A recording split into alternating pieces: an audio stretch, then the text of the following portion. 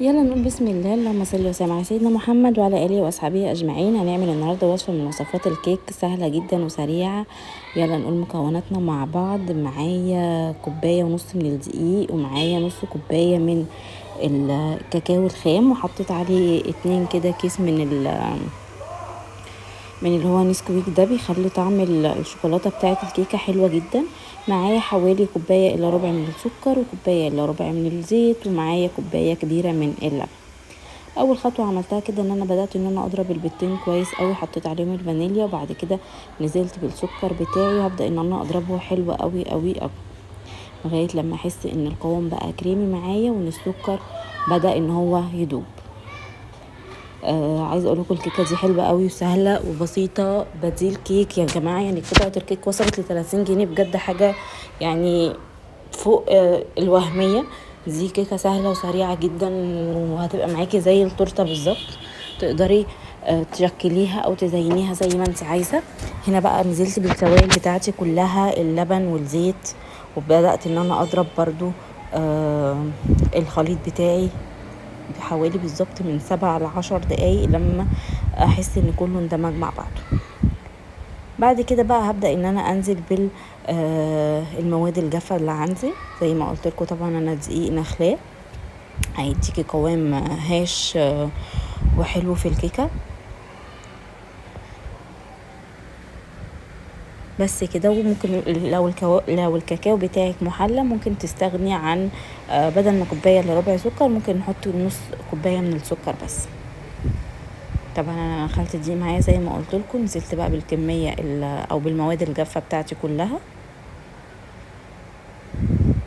وهحط عليهم البيكنج باودر.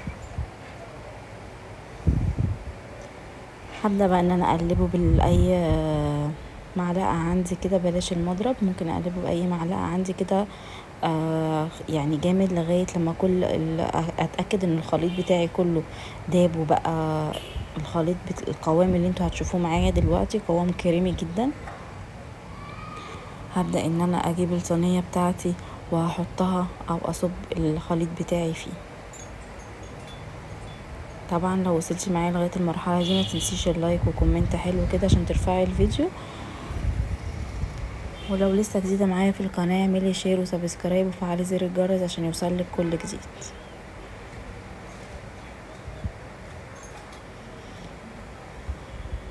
شايفين القوام معايا بقى عامل ازاي؟ بقى كريمي جدا، ولا هو خفيف قوي ولا تقيل قوي، قوامه حلو جدا. هبدا ان انا احضر الصينيه بتاعتي، دهنتها باي ماده دهنيه عندك، سواء زيت او سمنه او اي حاجه زي ما انت عايزه. طبعا عشان كيكه شوكولاته عندي ممكن تحطي رشه من الكاكاو، بلاش الدقيق لانه هيبان معاكي. بس كده كده انا خلاص عملت الصينيه بتاعتي. هبدا ان انا انزل بالخليط بتاعي كله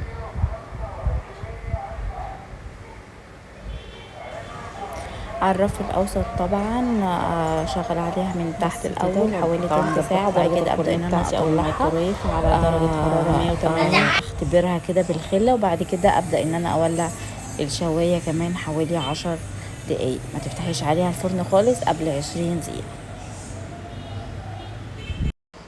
بس كده تبقى صينيه الكيك بتاعتي جاهزه. هبدا ان انا اخبطها خبطتين كده على بعض. والحركه اللي انا هعملها اللي جايه دي حركه اختياريه للي حابب يعملها.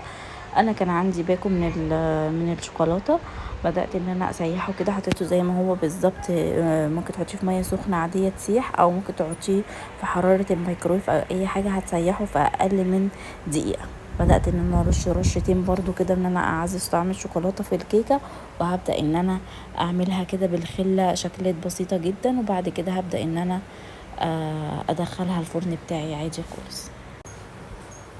بس كده خلاص تقدري بقى تحطيها في الفرن. عقبال ما هي ما تستوي هنكون احنا عملنا الصوص بتاع الشوكولاته بتاعنا. ده كان شكل قالب الكيك بتاعنا.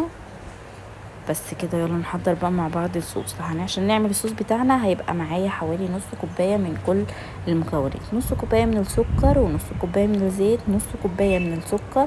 يفضل ان هو يكون سكر ناعم شوية او يبقى سكر بودر. وهحط عليهم نص كوباية من الزيت، وهبدأ ان انا انزل عليهم بحوالي برضو من 3 معالق لنص كوباية من الكاكاو، وحطيت عليه برضو كيس من اللي هو النسكويك. بس كده، وهبدأ ان انا اضربه جامد جدا جدا لغاية لما كل حبيبات السكر معايا تدوب خالص، مش هيبقى فيها اي اخلط يعني المكونات كلها مع بعض لغاية لما يكون معايا صوص الشوكولاتة. تقدري تعملي الخطوة دي في الخلاط، او تقدري تعمليها بالهاند بلندر او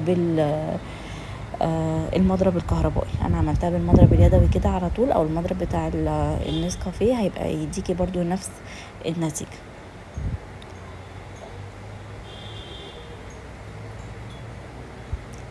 بس كده. طبعا لو السكر بودرة تعمليها بالمضرب على طول، مش هياخد معاكي ثواني. هنا عشان انا السكر عندي كان خشن شوية، بدأت ان انا اضرب فيه شوية كتير.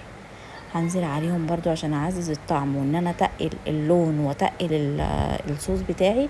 نزلت عليهم بحوالي معلقتين من الشوكولاتة السايحة، او سيحي مثلا مكعب شوكولاتة كده، برضو هيديكي طعم وهم للصوص بتاعي.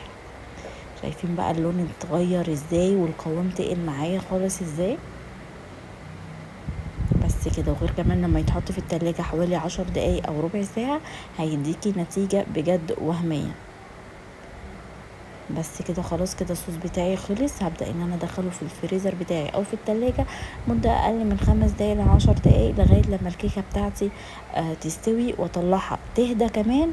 وبعد كده هبدأ ان انا اغطيها، او ان انا احط عليها الصوص بتاعي. شايفين بقى اللون بقى حلو قوي قوي ازاي. احنا مش عايزين اكتر من كده. دخلوا بقى التلاجة ونرجع نشوف الكيكة بتاعتنا. وانا حبيت ان انا اوريكم بصوا القوام عامل ازاي. تقيل جدا جدا وحلو، لسه هيتقل كمان تاني. احسن 100 مره من الصوصات الجاهزه، وما كلفنيش اي حاجه. باكل الشوكولاته ده يعني حوالي ب15 جنيه، والكاكاو والسكر والزيت كله في البيت. هنا طبعا ده الكيكه بتاعتي بعد ما طلعت واختبرتها بالخله. طبعا مطرح الشوكولاته اللي انا كنت حطاها، فهي غمقت شويه من فوق. بدات ان انا احط. شايفين الصوص بتاعي طبعا بعد ما اتحط في التلاجة شويه تقل خالص ازاي. بجد شوكولاته كانها شوكولاته بيور كده من غير اي حاجه خالص. هبدا ان انا احط الكميه بتاعتي كلها وافرشها كده على وش الصينيه.